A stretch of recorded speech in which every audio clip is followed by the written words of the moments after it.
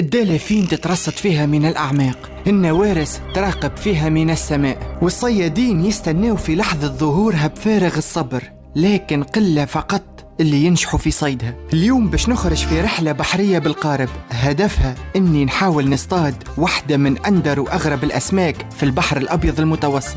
الغريب في السمكة هذه انها تظهر كان 20 يوم كهو في السنة، من بعدها تختفي كأنها ما كانتش موجودة اصلا. اذا كنت محظوظ اليوم ونجحت في صيدها، باش نرجع على شاطئ صخري ونحاول نجمع اكبر عدد ممكن من فواكه البحر، خاطرهم مكون رئيسي في الطبق الاسطوري اللي باش نطبخه على الشاطئ باستعمال السمكة هذه. زعما كيفاش